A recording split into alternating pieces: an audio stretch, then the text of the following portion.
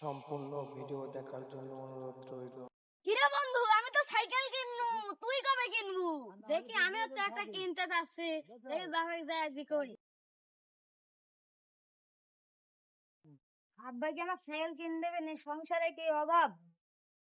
আব্বা, আব্বা, আব্বা, আব্বা, কি হয়েছে বেটা? আমার সাইকেল কিনে দাও।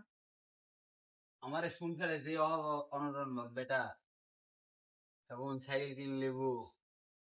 আচ্ছা আমি দেখতেছি দাদা, আজকালের মধ্যে তো সাইকেল কিনতে দেয় নাকি দেখতেছি। বেটা তো সাইকেল কিনে চাইলি, সংসারে যে অভাব অনটন যাচ্ছে, তুমি কি করে সাইকেল কিনে দিবে? সাইকেল কিনতে তো মেলা টাকা লাগে।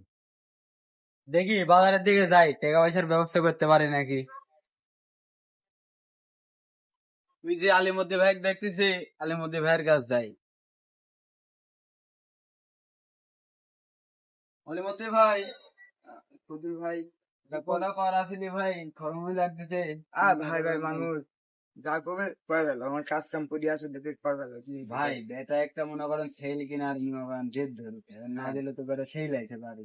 এখন ভাই হাতে টাকা পয়সা নাই, এখন মনে আমি করেন কি করবো ভাই, টাকা পয়সা তো আমার কাছে নেই। মাল টাল কিনেছি, ধরো দিলে পানি টানি পরে কি হয়েছে, ধরো সব নষ্ট হয়ে গেছে, আবার মাল আনতো। এখন টাকা পয়সা আমার কাছে নাই, কিন্তু আমি দিয়ে দিতে পারবো তোদেরকে, ঠিক আছে? তো আমার একটা মোড়ল আছে আমার গ্রামের, টাকা পয়সা ভালো, তোর কাছ থেকে আমি অনেকবার লিয়েছি। তুমি যদি টাকা সময় মতো দিতে পারো, তাহলে ওর কাছ তোমাকে আমি দিয়ে যাবো।